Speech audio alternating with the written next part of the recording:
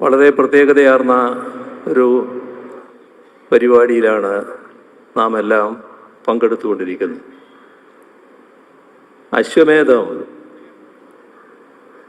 അശ്വമേധത്തെക്കുറിച്ച് ആധുനിക കാലത്ത് മലയാളി കേട്ടത് രണ്ടു പേരിലൂടെയായിരുന്നു.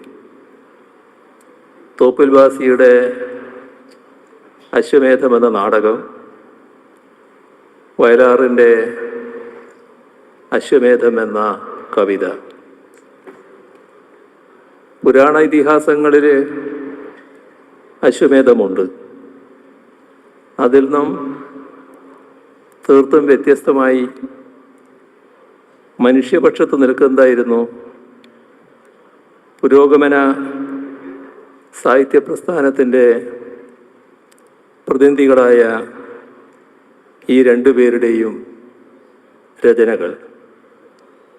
ശാസ്ത്രത്തിൻ്റെ ശക്തി എങ്ങനെ മാനുഷിക മൂല്യങ്ങളെ ശക്തിപ്പെടുത്തുന്നു, സാമൂഹിക കാഴ്ചപ്പാടിൽ എങ്ങനെ മാറ്റം വരുത്തുന്നു, ഇത് വ്യക്തമാക്കുന്നതായിരുന്നു തോപ്പിൽ ഭാസിയുടെ നാടകം.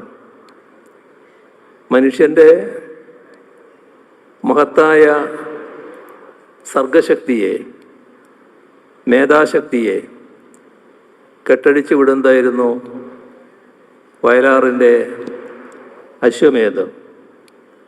ദിഗ്വിജയത്തിന് എൻ്റെ സർഗശക്തിയാം ഈ കുതിരയെ വിട്ടേക്കുന്നു ഞാൻ എന്നാണ് വയലാർ പാടിയത്. വയലാറിൻ്റെ അശ്വം ഏത് വഴിക്ക് സഞ്ചരിച്ചോ അതേ വഴിയിലൂടെ കുതിച്ചു പായുന്നു ഗ്രാൻഡ് മാസ്റ്റർ GS പ്രദീപിൻ്റെ അശ്വവും എന്ന് കാണുന്നതിൽ ഏറെ സന്തോഷമുണ്ട്.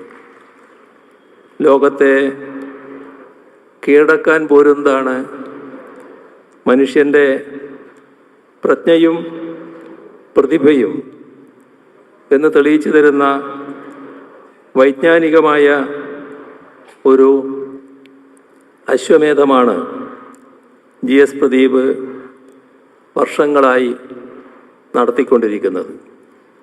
ആ അശ്വം കേരളത്തിൻ്റെ അതിർത്തി കടന്ന് വിശ്വച്ചുവരുകളോളം പറന്നെത്തി. മലയാള ഭാഷയെ കടന്ന് പല ഭാഷകളിലേക്കും സംസ്കാരങ്ങളിലേക്കും കുതിച്ചെത്തി.